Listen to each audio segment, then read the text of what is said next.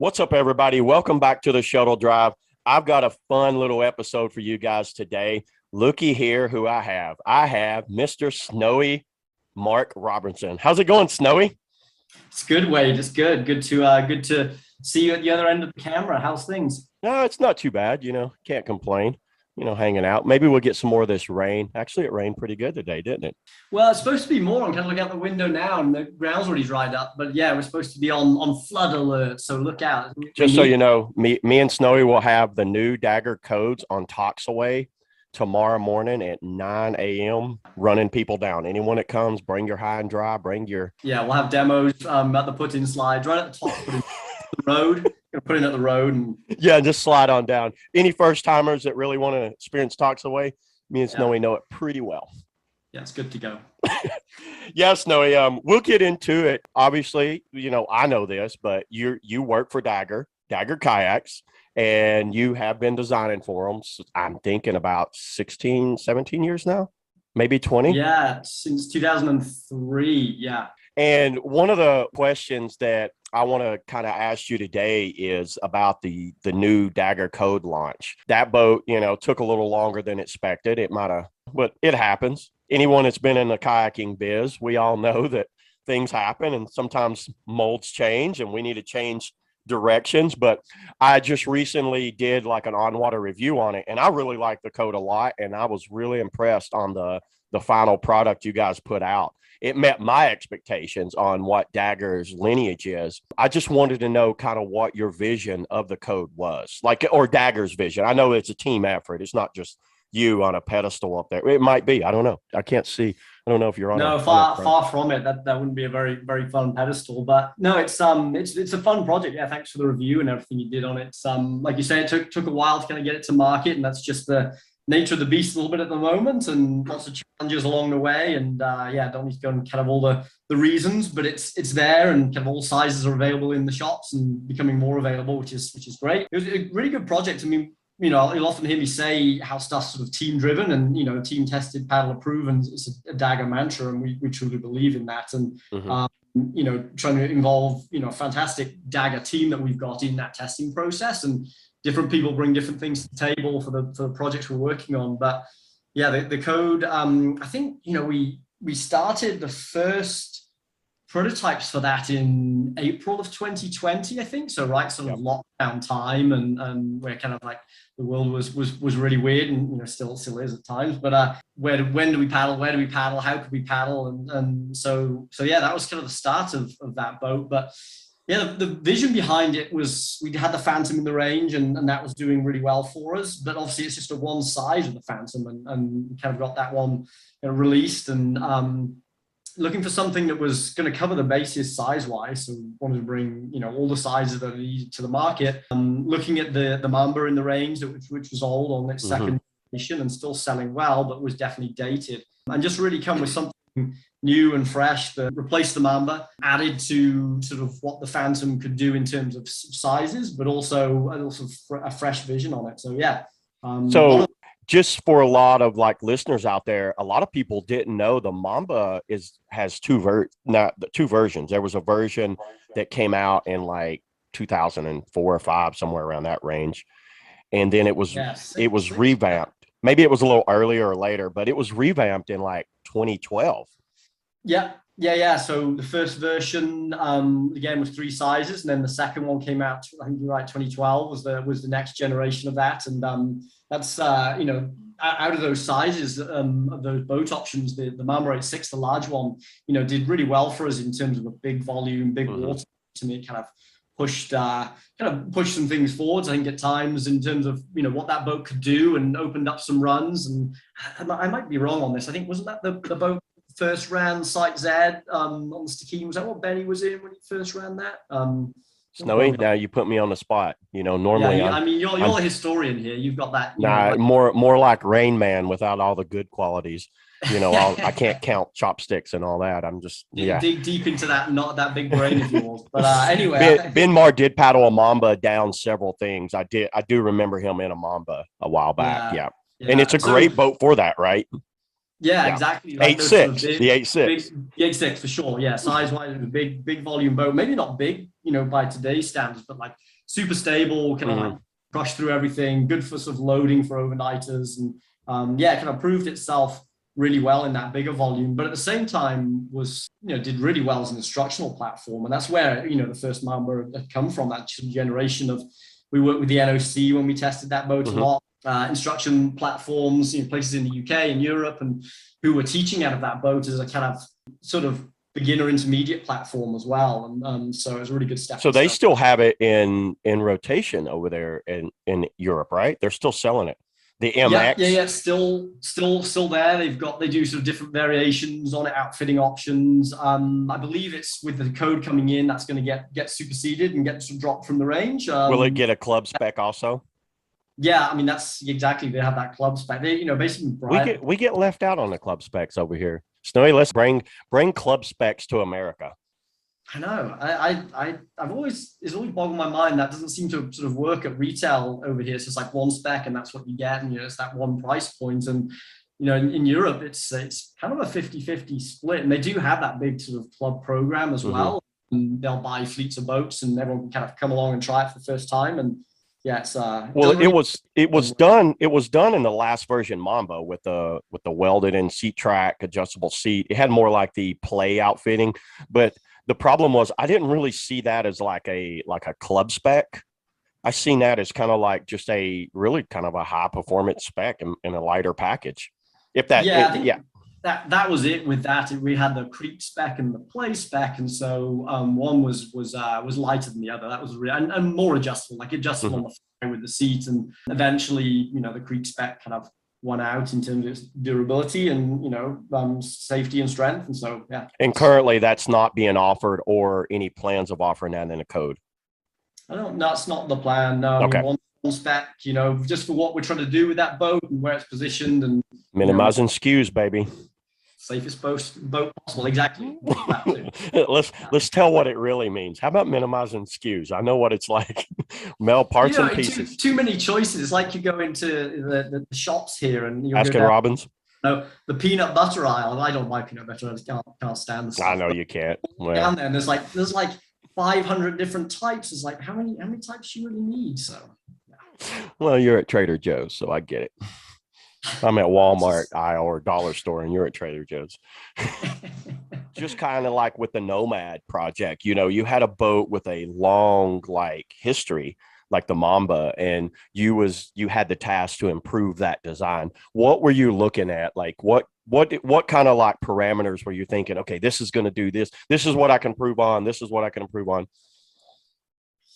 Yeah, it's always a sort of a tough goal, because you either change some things and improve on it, but also some people will sort of get pretty distressed if it sort of veers away from what it sort of stood for and then the platform it was. But you've got to try and progress and move forwards. I think the big thing to look at was that sort of feeling that people want of sort of coming out of the drop and sort of planing out of the drop, and then being able to control that boat as it's planing. So getting a good planing surface in there, getting rails that are usable but not sort of overly aggressive, so they're going to catch you out. Particularly when we look at sort of where it's going to be paddles location. So you've got places like Pacific Northwest, you've got way more volume around you versus the Southeast. And I think it's fair to say, and arguable still, but Daggers, a lot of their focus has been sort of Southeast style boats. That's where we're based. It's where a lot of the testing happens, not exclusively at all, but that's sort of. Let's be honest, that's where all the sales are. Well, it is. I've seen the Matrix. It's definitely not exclusive, kind of global sales, but it's easy to say focus on that, and there are different needs. We really opened that up with the code, with the testing, and how we did the testing. But yeah, it was a case of looking at what had gone before it, but really where the boats were trending and what we wanted to do. What did we like in the Phantom? Because there was things to be learned in there, and what did we dislike? I think one of the big takeaways between those two was really, how that boat's going to kind of come out of a drop and carry its speed. At the Phantom, the Phantom's going to stay in the range and does what it does. It's a faster boat for sure. It's a boat that kind of really gives you awesome feedback when you're on it, but can also kind of take off on you a little bit when you're sort of not paying attention. And if you're not actively, then it'll really let you know. And we want a boat that is going to encourage sort of dynamic forward paddling, but at the same time not sort of get away from you. So yeah, that the Mamba was such a big hit, when I went out to the PNW, and you've talked to those guys a bunch too, the Todd Wells and Galen and those guys out there, and they were a big fan of the Mamba 8.6. They were a huge fan of that Mamba 8.6. And on this project, I'm guessing you got a lot of feedback from those guys too, out in the PNW region. Yeah, we did. We've got a really sort of deep team there of paddlers, that we were able to tap into, and people coming from different angles. People were running just big volume runs as well as like large, big waterfalls as well, and everything in between. And so, yeah, to be able to work with a team on that, and unfortunately, I didn't get to get out there and actually paddle with them, but I'm getting prototype boats and shipped up there for testing and sort of video feedback, and we stayed really closely on that. And that's, again, that team tested it, the success of the product, so sort of to everyone's so you can answer this better than anybody. So to compare the Phantom and Code, let's say I'm thinking about the medium Code. I have a Phantom currently. What would I expect? What could you expect? Say I have a Phantom and I'm thinking about upgrading the Code. Should I? Yeah, absolutely. By 5. No.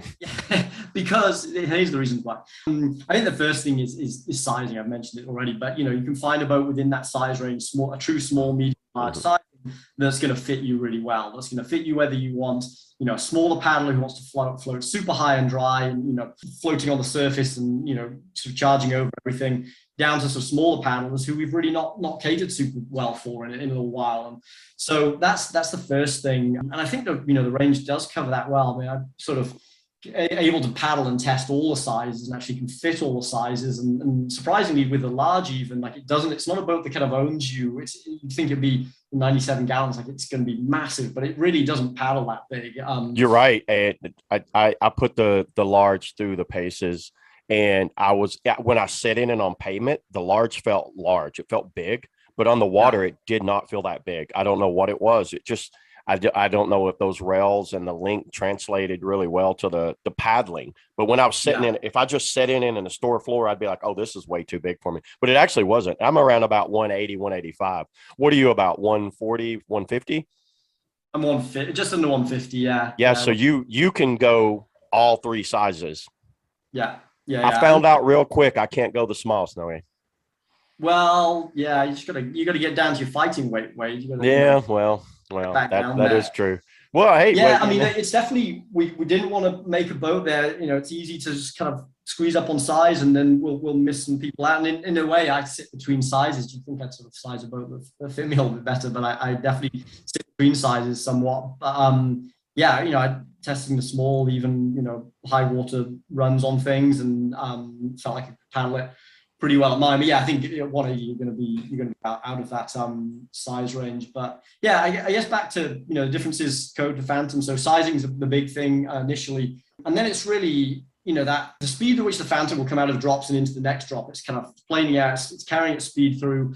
And we sort of realized that for quite a few people, especially transitioning from a Mamba, maybe, is that carrying too much speed into the next drop isn't always what you want. Like, you're sort of not always like totally focused and ready for it. You're not prepared for it in some people's cases. So it's not that we're looking to make a slow boat, but making a boat that will, plane out from a drop, give that sort of zippy feeling that people are looking for, but then also be able to control that speed and be ready and prepared to sort of go into the next drop, not totally uncontrolled. Yeah. And so that ability to then like midstream corrections, high rocker, so you can kind of like flick the bows and stern around, and then just super rocker in there. That's the, how much more rocker is it than the Phantom? What's the Phantom rocker? You should have all these memorized in your head. See, that's the thing. I'm not sort of, don't keep. I could probably ask you a rugby player's stats and you'd ring them off like that. Yeah, I could, who won the Rugby World Cup, or who won out the England Wales? I have no idea. Who did win the Rugby World Cup, by the way? Last one, I forgot. I hope it was Australia. It probably was. Yeah. No, it'd be Australia, New Zealand, South Africa, one of those, I'm sure. Yeah. Know that I'm going to get called out for that, not knowing that. How do you forget that? Yeah, whatever. Yeah, rocker wise, depends on the size that you're looking for, but it's got. If people ask how much rockers it have, it's got enough. I think that's a good looking at. Like, it stays on the surface super well, and kind of theory a bit like sort of, big downhill mountain bikes. Like if the front's going to go over something, then the rest of the boat should follow. The rest of the bike's going to follow. And so just all that sort of crushing rocker where you just get the bow up and over. Then it's a balance of like, okay, making sure it doesn't want to kind of like come up and over and then carry on going in that arc. And so balancing out your stern rocker and just getting that sort of surface so it kind of lifts up and over and then drops back down and continues. I think you definitely nailed it. I think the whole team nailed it on a boat that comes out of drops, and it does have a higher rocker plane, which I think helps water pile up more. Maybe you could correct me if I'm wrong, but it does. It comes out, and the Phantom had a tendency to squat down and go fast from drop to drop. This one really did come out, and it would skim like 20 feet and then just start dropping down, and it slowed down. So I think the stern rocker and the bow rocker pretty much nailed that. So I think that's a good feature to have. And if that can be pushed on this, that was my description to some people when they'd asked me about the Phantom and Code. I just wanted to get your opinion too. And you kind of back that up, that not everybody wants to go Mach 7 from drop to drop. Some people want to run something, look around, peel out, run the next drop, look around. And I think it done. And I think did a good job on that for sure. Cool, thanks. Yeah, just kind of preparing yourself for that next sort of like coming through and just being able to like sit up, sort of take a second, and then you're into the next drop. But without losing that kind of sense of speed that people are looking for, coming out of a drop and not just sort of bogging down. And then really the rail shape, and that this relates a little bit more back to the Mamba than the Phantom, is like carrying that rail through the tail. So when you come off a drop, you are still steering, so dropping an edge, carving with those rails. The Mamba rail didn't extend all the way to the tail. The Mamba ended probably right about where the rocker kick started a little bit, right? Yeah, and it was really soft through the tail there, really forgiving in that sense. And that was something when we looked at that sort of beginner intermediate platform, people sort of their initial eddy turns and peeling out into the flow, and just having something that's going to soft and the water would run underneath. Did we lose you? Oh no, you're still there. There you go. Can you see that? All kinds of fancy stuff on the screen. Yeah, I just wanted to look a little bit at this rocker profile. Plus, I wanted to see if I could pull this up while you were still on here. Yeah. So you can Rocker's something. I think any designer will tell you is you can make or break a boat with rocker, and it's also a really hard thing to control in production. Like it's sort of over the length of the boat when plastic's shrinking. Trying to keep that and maintain it and sort of boat to boat is it's challenging. I wish you guys, not you personally, but like a bottom shot of the hull on these. You need to see the business end. I need to see the business, buddy. I want to see the bottom. I can't. I was trying to see if I could rotate it around, but I can't see those rails. I wanted to show like the rails, but I can't see the rails on that. I didn't even know I could not do that, but. No, I could see the overall shape of the boat and how it tapers in there. And you can kind of see in the picture that the rail does run the length of the hull there. No, I'm impressed with the boat, man. I really like the boat. And like I said, I paddle every brand I can find now. So, but I really like the boat a lot. I liked how it came over everything. I think it's definitely, it's worth the wait. It was a little long, but hey, it's here for creek season. Who's going to be paddling codes on the Ocoee besides me? Well, you're the only one. There's been in there, slice boats and slicey boats through the summer, and there's definitely those kind of like it worked out. People are just, I think it has in the long runs and getting into shops for sort of winter creek season, and I think you say you're kind of biased towards Dagger, but it's always nervous putting a boat in Wade Harrison's hands because he's going to be honest. He's going to tell you and also we're going to point out to everyone biggest kind of critic of everything. I remember back when I started with Dagger, Wade would come in and he'd be. What did he call me? Oh, they called you the NPer, the picker. They're nitpicker like, or P&F-er, problem finder. Problem finder. You're like, don't give this thing to Wade, and then you'd like try and hide stuff away for a while till it was ready, and then he'd come through like, what is this junk? And you just break it, and you're like, that was 3D printed. Sorry about that. Yeah, you'd be like, this grab handle isn't going to hold this, Snowy, and I'm like, he's like, well, that's 3D printed. That was my model. I'd be like, oh, you got some super glue?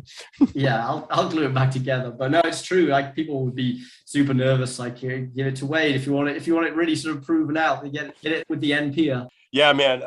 I think that pretty much covers the code. I mean, I think it pretty nailed everything. I think the sizing is one of the big things too. The Phantom, obviously, I've talked to several paddlers. They're either too light for the Phantom. I got a buddy, Matt Weiland, he's like 130, and he's like, dude, that Phantom's just way too big on me.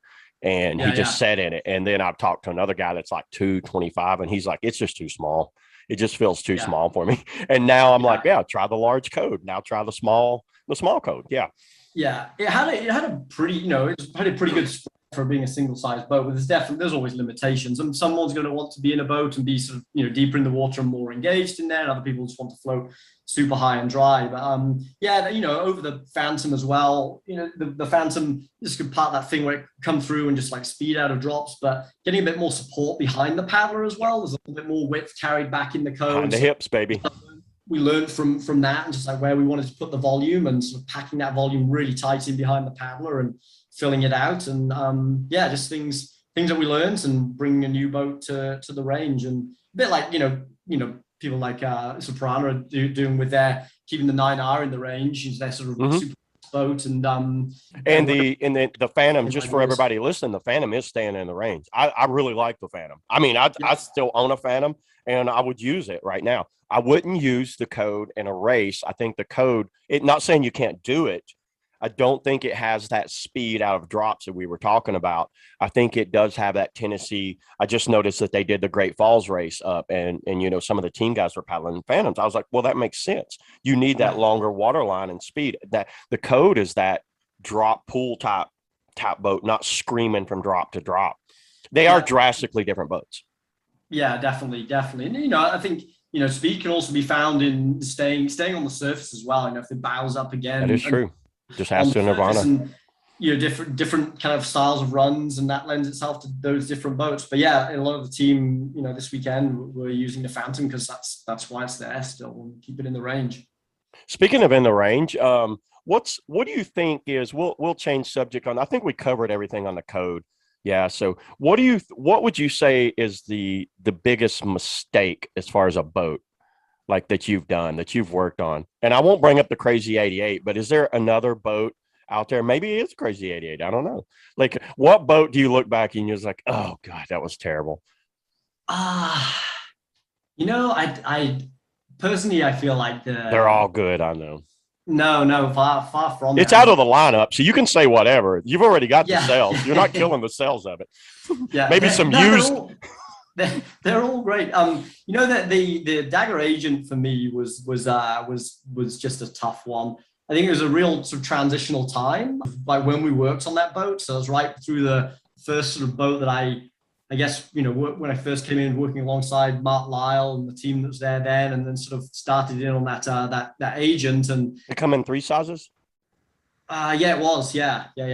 And we're also kind of like challenged with trying to do a sort of play boat and a boat that might work pretty well on the wave, but we really couldn't go anywhere to test it. It was like really trying times. Like, oh yeah, let's make this boat happen real fast. And we don't have, budget and time to do any of this. And we can't go around. We're like, okay, let's make a boat, in the Southeast, which is not known for its play boating unless the, dries come in or something like that. So that one I always look back on, sort of struggled on. There was lots of things I learned there as a designer, and just sort of how to operate and do things. So that's a tough one to stomach. I think. Yeah. So the Agent is one that really, I mean, what would you have done different?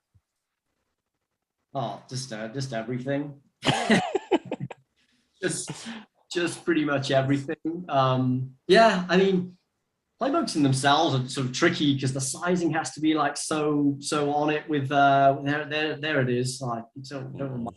Yeah, look at it in all its glory here. Oh, this one also, the Pleasure Wedger is. Oh yeah, that's right. Going back a while. That's got the precursor to the leg lifter right there. Yeah, I just see that. So tell us, like, do you remember the story that me and you kind of like we talked about the Pleasure Wedger, kind of like how this thing came about? Yeah, I think weren't we paddling with just sort of regular seats, and then we'd be doing a run somewhere and take your Mountain Dew bottle and like shove it under the front edge of the seat, and it would elevate it. And you're like, oh, that feels really, like the Kingpin or something. I can't remember the boat, but it was probably the Kingpin. What a great idea! Huh? And then the perception piece, the foam block that would slide back. Pleasure Pod. That's right. Yeah. So they had Coming that. that multicolor foam, and it had a little poly Mhm. knob that slid on some ABS plastic. The pleasure Yeah. wedger was a better. The pleasure pod was just to kind of keep you from sliding forward off the Sliding seat, which I forward. used to Yeah. make those. I'd foam that out and it would keep it. The pleasure wedger, was that the actual name of that? I think that it was the name. Oh Yeah. God, that's terrible. That sounds terrible. Sounds It like does. something you should get at Pandora's box on the weekends. But it's like it slid under the seat and it elevated the seat, which was different because it helped push up against the thighs. Obviously, it's not as good as what we have nowadays with the ratcheted like leg lifter. That thing's a marvel. Man, that thing's a marvel. And actually, so that originated with Wilderness Systems, correct? Sure, yeah. So that came in under the kind of Confluence Wilderness Systems thing, and I believe they have had and still have a patent on the sort of the Mm-hmm. adjusted leg lifter. And it's a really cool feature in terms of comfort, just being able to sort of like lift your legs up, but It was then with a cam strap, yeah, yeah. not a ratchet. Dagger was the first one to use a ratchet, correct? To do the ratchet. Yeah, well, Dagger and don't forget at that time, that's when companies linked together with Wavesport, and so that really came through Wavesport. Who's And that? Who's Wavesport? that's a really cool brand. Still going in the UK. It is. And Yeah, I mentioned this on my last episode that there's a retailer bringing in a container, baby. We're going to have Phoenixes dropping hard.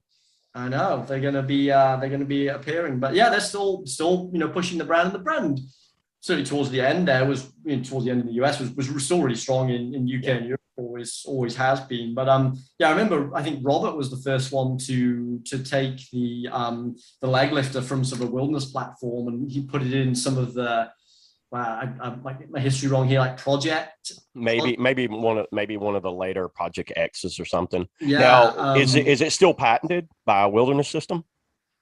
All you guys out there, you listen, that is a patented right now. So if you think about doing it in the US, hey, all you Canadians, and UKans and all that, you can drop leg lifters left and right and probably get around it because it's probably a US patent, right?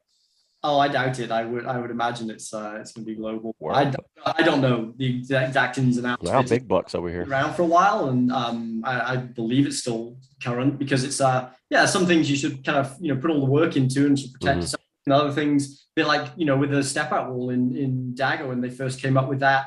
Gradient, right? We're not going to put a patent on this. Just want everyone to be able to utilize this because it's a safety feature, and if people want to, I agree. then go for it. And No, why prove safety? Yeah, really good on Dagger for that because I agree with that. That's different. That's more of like a structure and a safety feature that could save lives. I would like to see that in all boats, some sort of, if not maybe the exact same, some form of it. I think I've seen like skeleton type frames, and some of them use ABS plastic. But it's like I think Dagger pioneered that safety step out pillar, and I agree with not patenting that, but an outfitting and like something that increases like comfort and more kind of like your trademark, like your thing. I mean, I agree on patenting that. Yeah, Yeah.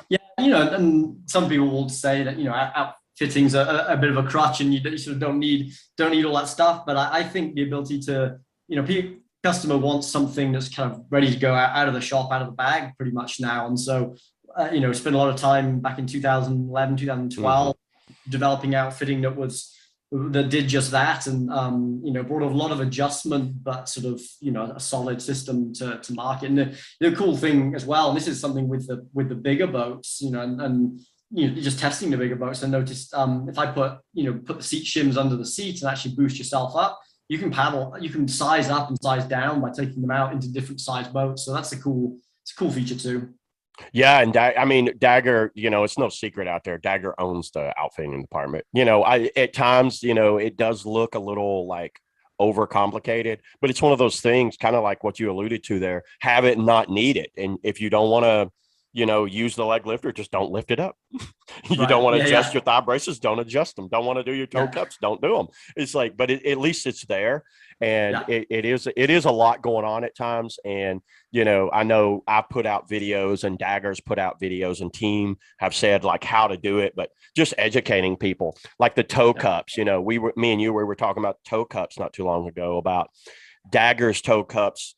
It's not just a plate. There's a go ahead and explain what the top of it is.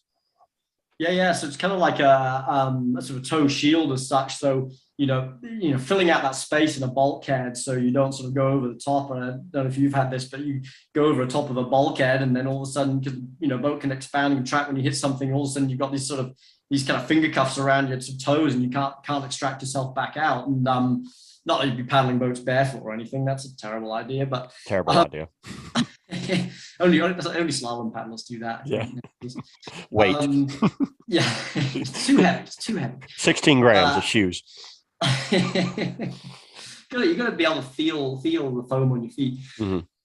So it's got this like sort of cup at the top. So if you, in the result of an impact, your toes can't go up and over it, and so that you can expand those plates out, but it also has the shield to stop you going over the top. So little details like that, they add that functionality. They add a bit of weight, no doubt, but just trying to balance out what's needed and what's not, and we probably need to do a better job of educating people why we do it, because there's good reason. I try to put it in some of my walkthrough videos, and I've been trying my best, because I always think those are things that are in place, and if it just saves one person from going over there have been people went over bulkheads, got their foot lodged behind it, and there's not manufacturers out there that push that enough about the safety of the bulkhead. Hopefully I got a whole video coming on bulkhead safety, because I think some people will just, even with Dagger boats, man, I'll look in there and they're like, how do you use this? And I was like, they don't even put their wedges on there.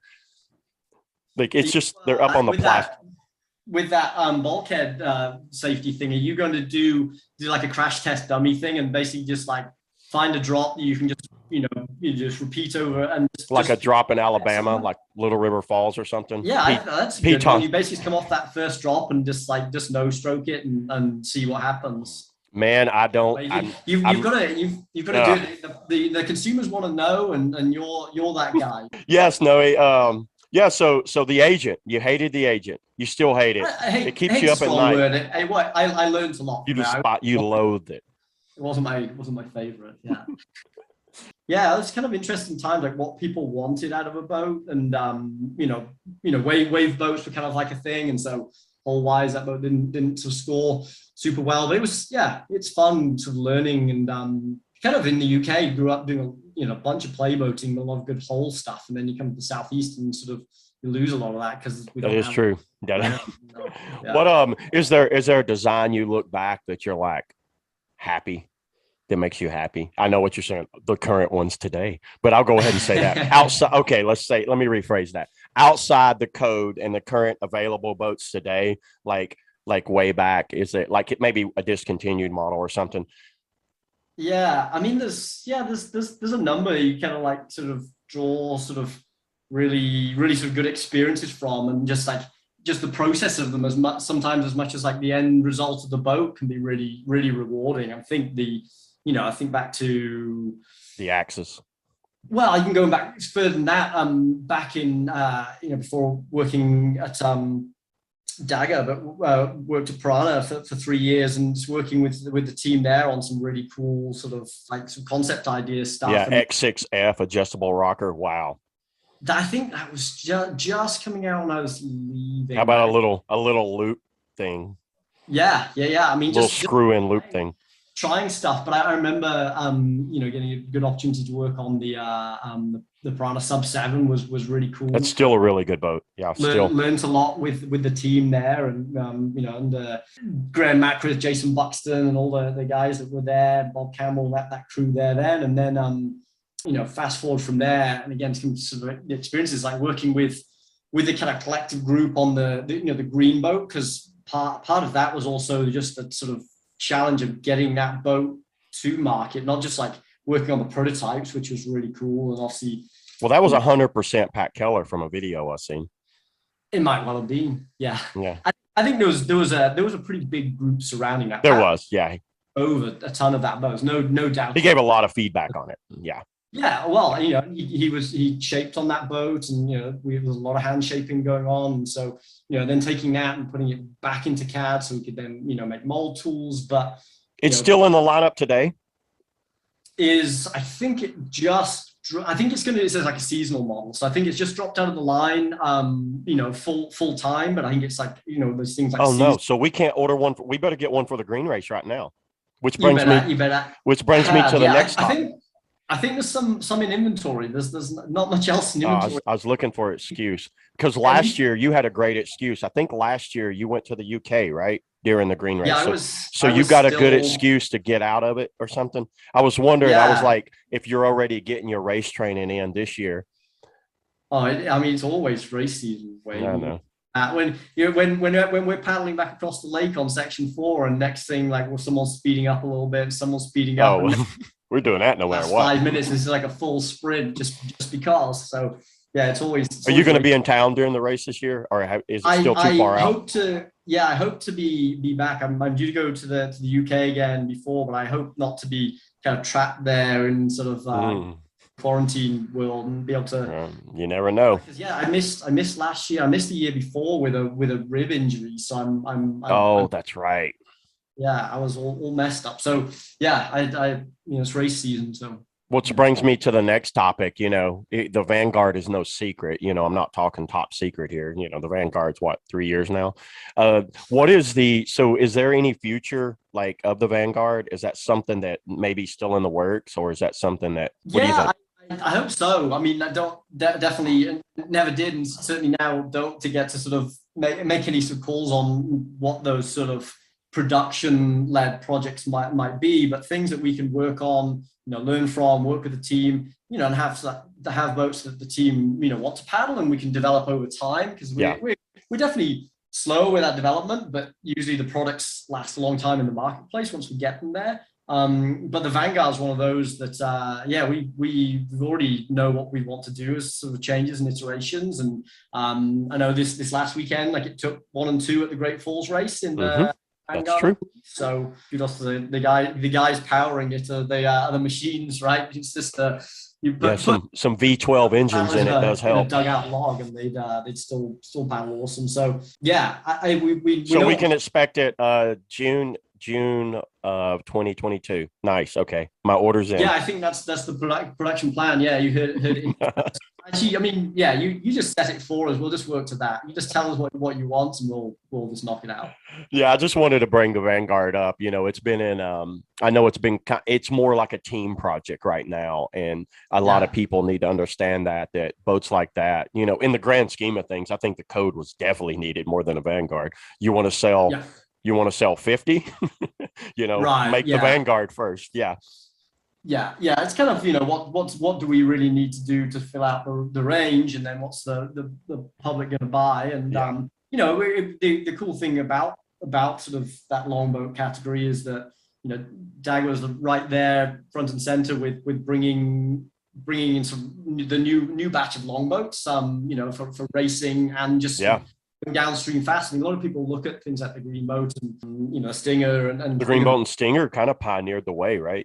Everybody finally pried everybody out of damn Prion tornadoes, right? The tornado is eventually kind of been superseded after however many years. So it's still still cool boats, but I think people see them as race boats, but they're way more than that. Like, you see groups of people kind of going down the river together, just going fast and having a really good time.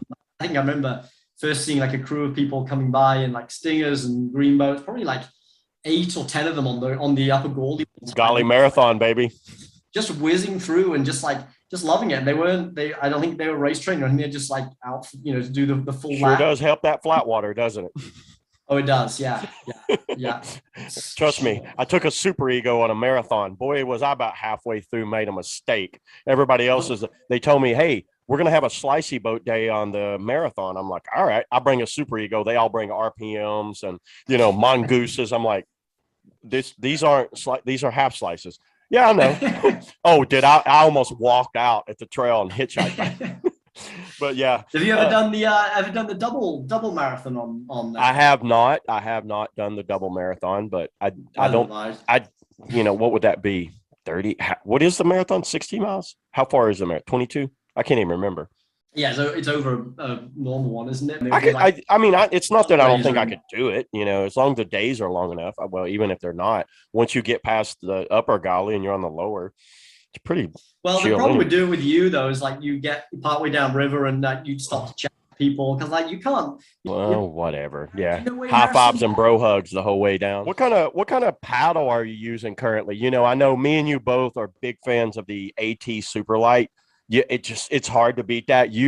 I have used a lot of AT paddles, and I remember, even working at AT and us working together, you were like, have you used that you let me use your Superlight? And I think I bought 3 of them.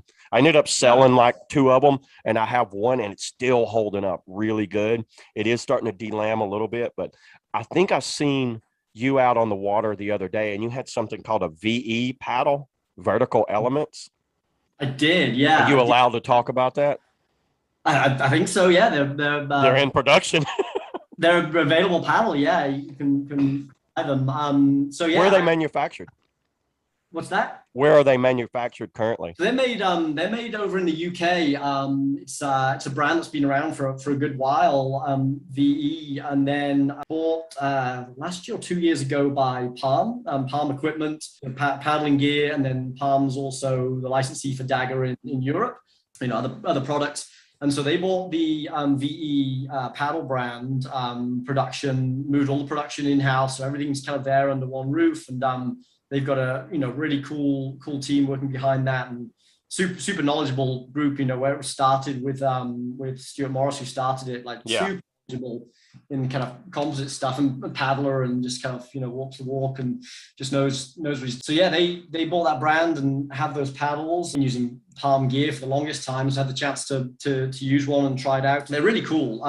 Really different to AT. So I sort of went cold turkey from using a 200 AT shaft foam core super light to a straight shaft adjustable ferrule. Just like everything changed up on me really, really quickly. Now these are air core. They are not foam core, correct? Yeah. Exactly. So for everyone listening, a lot of manufacturers, say like Warner AT, they put like foam inside the blade. This has an air pocket, like a bladder in it, correct? Yeah. It's created with a bladder, and it's it couldn't have been sort of much more of a sort of straight sort of weird transition, and still takes some getting used to. I mean, just that I used AT for 17 plus years, and it's all carbon, right? And still, for some stuff, it's like play paddling, the feel of the foam core, the way it comes to the surface, and sort of puts up. There's sort of nothing quite like that. Is yours adjustable? Yes. It's got the kind of flip ferrule, which is kind of cool for. It was cool for flying back from the UK with it, because I could just put it, carry it. Is that not crazy? I remember talking to you about this too, and I don't know if you know this, but I mean, I got a Lettman paddle, a Lettman Extreme 70, and I was like, no way would I ever paddle with an adjustable take apart blade, until I found out the convenience of just like taking it apart, throwing it down in my kayak. Like, you know how what we do a lot of times, we'll throw paddles in the back of a truck. I always think that's where I'm going to break my paddle the most. Somebody throwing a boat on top of my paddle, brand new Adachi, laid in the back of a truck. Somebody drops a damn boat right across it and snaps it. So now what I do when we're running shuttle or something, I'll either take it apart and it's sitting in my lap, or I'll take it apart and shove it down the back of the kayak, and just we're ready. They're like, you got your paddle? I was like, it's inside the boat. Yeah. It's pretty cool, like just being able to travel with that, and not have to turn up and sort of claim that you've got skis, and they're like, wait, you're going to Costa Rica, there's no skiing there, and it's like, well, it's my ski water bag. Skis. Yeah, water ski, exactly. So just being able to break it down. So that's cool. And at first I was like, not sure about sort of how well that's going to hold up, but I haven't used them for the longest, super long time, but they're they feel good. They feel really strong. So you can get them at Palm now. So Palm's manufacturing them in-house, is what you're saying. They bought all the molds and everything. Got all the molds, new mold tools, kind of pressing all the blades there, machining out the shapes. Are they available in the US? So I believe you can order, you can order anything online, have it shipped. So I believe you can order them through there. They've got an online site and have them shipped over. I don't know kind of how that works with shipping and sort of import stuff. They don't.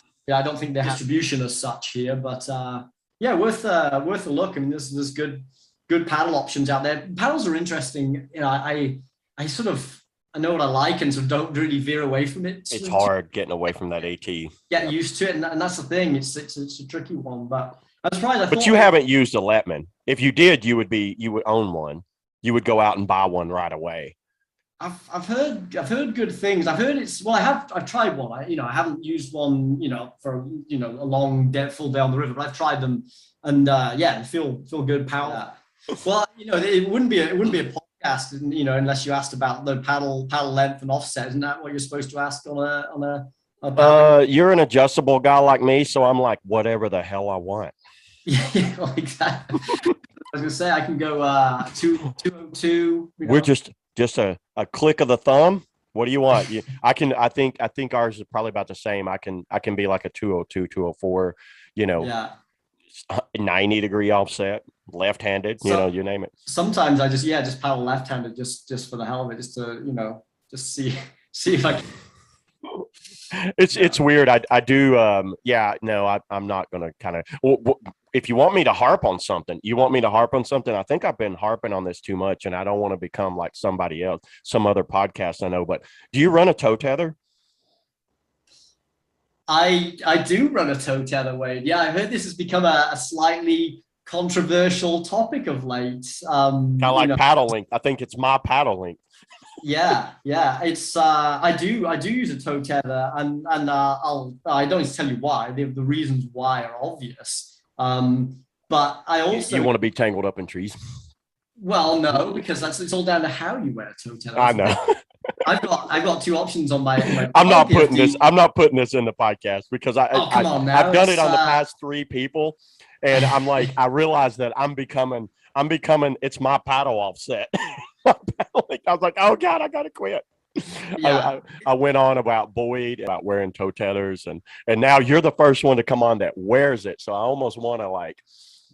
No, but I do, for various good reasons, but also I have it set up so that I can quick release and get rid of it really fast. So I got it in 2 options. One's through a quick release little plastic buckle, so it's actually will pull out. But more often than not, I put it into my chest harness, and if something snags up, I can just release the chest harness, and it's anyway. And I caught a lot of crap about doing a toe tether video, and I'm not a fan of them. I think they're more trouble than they're worth. But one of the things that I preach the most is I was like, no, I get it. You want to use it, just use it properly. And I think a lot of people like clicked off the video. They got mad and gave me a bunch of thumbs down and started leaving hateful, but they didn't get to the end where I'm like, hey, I get it. I just don't want to see people hooking it on their shoulder strap. I was with a guy, and he actually has a green vest, and he didn't like that snap feature, so he hooked it on the bottom adjustable strap. And I was like, you will never get that off of that strap, dude. He's like, I didn't even think about that. He goes, well, I could pull that, and it'll just dangle. I was like, what if that end's tangled up in something? You're screwed. Yeah. It's totally true. Like how you position it, where you wear it, and there's a massive opinion on it, and someone's going to tell you it's a bad idea, and you could create quite the stir out there. Where I know. I talked to Corey Volt about it. He's like, you got that guy all kinds of mad. I know. I actually thought he was joking around, and I was like, okay, I've heard enough crap about this toe tether. And then when you told me that it seriously happened, I was like, oh my God. I actually thought it was even funnier after that. Yeah. I was like, I better not catch his vest like in the back of a truck or something. I'm going to hide his toe tether. I'm going to start I'm going to make a t-shirt like say, where's your toe tether? Do you call it a toe tether or a cow tail? It's called both. I mean, but I'm going by what if you go to nrs.com, look it up and buy NRS, it's called the NRS toe tether. And it depends on where you're looking at. I did this research to see. Apparently it's called a cow tail, mostly in Canada and the UK. And in the US, it's called a toe tether. And even who came up with it, I wonder? I don't know that. HF maybe, or someone in Germany.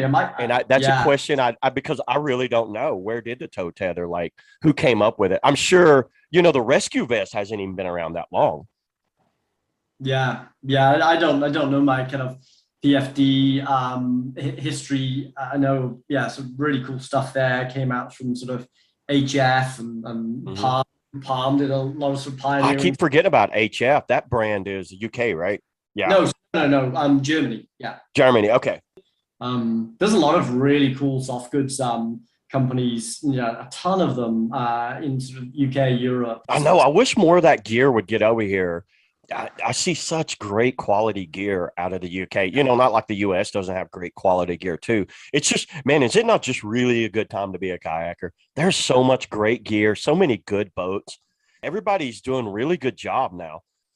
Yeah, there's a lot of choices, and that's the cool thing is that sometimes it comes down to okay, what's the category of boat that I'm looking for? You know, creep, half slice, play, steep creep, whatever it might be, and then what sort of suits you as a paddling style within that, and Yeah. then I think there's less sort of brand loyalty as such now. You know, what other features do they offer? Some safety, some durability, Warranty. all kind of backup and service. But yeah, there's just like a ton of cool choices. Yeah, each thing's going to bring more of one style to the market than the other. But just get in there, try boats, and if it feels good to you, go for it. Just Yeah. go backing. Now, it also, what a lot of people don't know this, but Dagger actually has a really good kind of moving water line with like boats like the Rome. I don't know, is the Axis still in? Yeah, The Zydeco, is the Zydeco still in, or is it dropped? Zydeco's still there for through this season, I believe. They're definitely more sort of recreational style, and then one of the big boats that sort of leads the charge there, and The again Stratos. really well in Europe is the Stratus. It's so good. 12.5, yeah, really fun boats, and and with that, Dagger's got paddlers who are sort of coastal focused and do a lot of paddling, sort of rock hopping, rock gardening, coastal areas, and yeah, awesome. I've been wanting to do an on-water review of that Dagger Stratus 12.5, and Snowy's been avoiding me for a year, maybe 2 years. Maybe I can get one of those. If you guys start lighting his DMs up and like get Wade the Stratus 12.5, just because I want to. I think the last time I had one, you took it off me and didn't give it back, and you raced it at the Chattooga race. That was a 14.5 small. Yeah, and you That was the one from the UK. I think it was. Yeah, it was flown over, wasn't it? Or how did we? That boat launched first in the UK. We kind of developed that boat with the UK and launched first over there, and then a year later came to the US, and still does really well. It's sort of people forget that about Dagger as being a full service brand for a long time. Yeah, and that's the thing. It was like, I think so many people, like, they just don't know like that Dagger offers like those premium rec brands. And I'd like to get more out on that, because it's like the Stratus 12.5. So there's a large and a small of that, right? The 12.5. On 12.5 and 14.5, yeah, on both of those. So it's got a rotomolded step out pillar in the 12.5.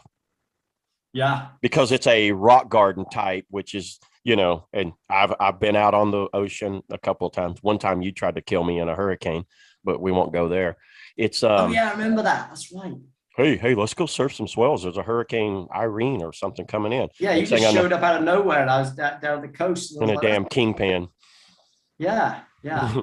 The first time, that was the first time I went on the ocean on the East Coast. And I didn't, no one told me about water temperature. And I remember thinking, because it just looked like it was like blowing a gale pretty much, because there was a hurricane barreling down. And I was just like, man, it looks cold out. It looks like looked like Britain for a second. So I put all the gear on. Then I got in the water. It's like, wait, it's like, this water's like 70 degrees. Like, no one told me that. The Stratus is a fun boat for sure. It's a good one to get out. I didn't realize how good that day touring, I guess that would be called the day touring market. And it's a really good design, dude. That boat, I love the rocker profile, the drop skeg on it. It really came together really well for Dagger. I mean, that one I could see, being in the lineup forever. Yeah, it's a good boat, and it sort of gives that transition. There's plenty of people who maybe they're lucky enough to be sort of coastal, maybe not East Coast so much, but West Coast, and you got a ton of folks out there who got great sort of creeks, and then straight down to the coast and be able to get sort of rugged coastline and get out and paddle, California and fantastic places, and that's really where that sort of whitewater of the sea, if you want, is sort of. Dagger's done pretty well in that area. And we don't have a ton of boats in there, but just enough to give people sort of a taste for it, and that's good. Yeah. Well, yeah, man. Is there anything that you got on your mind? You got any questions or anything else you want to bring up? We had to talk about all the new stuff we're working on. I thought you're gonna, tell everyone. Well, I know the answer to that. We've always got stuff in the workings. I mean, is there anything new, anything you want to bring up? Anything that you're contractually obligated that you can't talk about or can talk about? Well, no, not really. We're not doing anything, for a while. So. No, I didn't want to try to like bring up, because I always hate it when people do that, and it's kind of like it's going to be the same answer. I mean, I'm not going to say anything if he asks me. We're always working on something. Technically, yeah. You hope you are anyway. Just try and do new things. We'll see what's next. Got some ideas.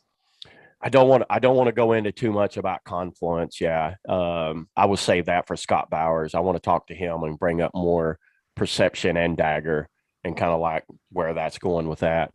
Yeah. Cause you can't, unless you want to tell me about the new Outlaw. I can't, I don't know as much about that. Scott's the pedal drive version of it. Yeah, I don't. It's not my world right there. But I mean, I'm sure people always like, since Confluence gets bought and the Pelican, things are going to change, and absolutely still working sort of full force for Dagger, but working on freelance capacity, and from sort of looking at it from that perspective, stuff's good, and Pelican's behind everything, and they're a kayak company in their own right, and they're in the how is the box market, but they're a kayaking company that sort of wants to make boats, and so it's happening. I mean, who else better to own a kayak manufacturing than a kayak company? And for what a lot of people don't know is the Pelican is owned by, I think, two brothers, right? Mm-hmm. And they've been molding kayaks since, 70s? I mean, I don't know how long Pelican's been around. So who better to own you? What, a group of corporate lawyers in Boca Raton, Florida? Who is that, where J.H. Whitney was from? Because I looked them up. So that's where J.H. Whitney was from. So who better to own you than a kayak company or a group of corporate lawyers that just look for the bottom dollar? I think Confluence got a lot of crap over that Pelican buyout, especially on social media, lit up, and other. And it's not just social media, kind of like the internet in general, whether it be, influencers, podcasting and whatever. I think they unfairly kind of like look at Pelican brand as cheap Walmart crap. They do not know how well the Pelican fishing side is. Yeah. Dude, it's competitive up there with Bonafide and Native and guys like that. It's a really good product line. Yeah, they do have a Walmart version that competes with Lifetime, but that's not all they do. For sure. Am I correct? The end of the day, yeah, absolutely. At the end of the day, they're a successful kayak company, and they're founded on the sort of joy of getting on the water in whatever capacity. So yeah, it's not Pelican's not a whitewater brand, and but they are now consumer, and they do well, and they're also as much as they're people there end users of the product and got a passion for it, but they're also super business savvy, and that's kind of important, right? You've got to run the business well, and definitely from everything I see, that's something they do really, really well, and a lot of really sharp people who are behind all of that. So yeah, to have that sort of behind the Confluence brands when they were brought into the fold, and still pushing the brands as they stand is nothing but good. And people no matter who owns, it feels like, who owns the Confluence brands is always going to get bashed for just being that sort of bigger corporation. Doesn't matter who you are. It's just that's going to happen, and that's fine. Let that happen. But trolls. Sure. They're gonna hide under the bridge somewhere, either down in the Ocoee at Hellhole or somewhere on the Upper Green below that bridge at 26. If you've got that much time to sort of talk about it on whatever social media forum and stuff, you're not spending enough time going kayaking, and that's my point too. So go kayaking, enjoy it, enjoy the products for what they are, and listen to the Shuttle Drive while you're driving to go kayaking. Correct? Yeah, That's the first thing, yeah, because that's the yeah. That's why I did this. So I wanted something people could listen to, have other options that they could listen to as they're going to the river. I agree. Are you gonna have stickers and hats? You gotta I am slinging swag off this, and it's in the works. We're gonna see how far this goes. Oh, you're gonna get a tattoo. Nice. Yes. It'll be, the little pill and stick tattoos. Anything else you want to bring up, Snowy? Anything that you think anybody could, matters? Anything? I don't have anything that matters. No, I think just I'm very excited to talk about the new products, and thanks for the opportunity. And I just hope people enjoy that. For me, is the kind of the real sort of pleasure is, when I was out on the green the other day, just seeing someone out in the new boats, and that's awesome, ain't it? And not everything's a home run, not everyone's going to like everything, but bringing hopefully good quality product that people enjoy using. That to me is just like stokes the fire, and so I'm excited for it. Well, yeah, man, I appreciate you coming on. I've been talking about a podcast for 7-8 years now, and I finally. Hey, slow moving. You know what? I got this podcast out almost faster than what Dagger got the code out. I think you did. Yeah, you've the market right there. Yeah, you're on it. I bet you've got like a really good list of people that you're gonna tap into as well. I can only imagine that people who are just knocking down the door. They're just like, come on, wait, I get me on there. Just like, man, surprisingly, it's a little harder once you start putting the feet to the fire. I tell you what, at about 5:30, I was like, okay, he's going to go get a haircut or something. I figured you'd say you had to go get some new bowling shoes or something. And I was like, he's not going to do it. But I was out doing my Monday grocery. I was like, I'm sure I'm supposed to do something this evening. It's like, that call. Wait, it's all right. Yeah. I only been going on with this for like 7 years with you. And you're like, yeah, sure, I'll be your guest. And then it comes down to it. It's like, I got to go get some peanut butter. I'll be like, I know you're lying. Standing in the peanut butter aisle, all those choices, and I was just like, man, what do I do? Oh yeah, I'm supposed to be doing a podcast. Yeah. All right, man. Well, Snowy, I know you're busy, and or at least you tell me you are. So I appreciate you coming on, man. And keep pushing forward, dude. And we'll get out. We'll get some paddling in soon. I hope, maybe with this rain. Yeah, I'm excited. Next few days, let's go hit something up good. Should be pretty good.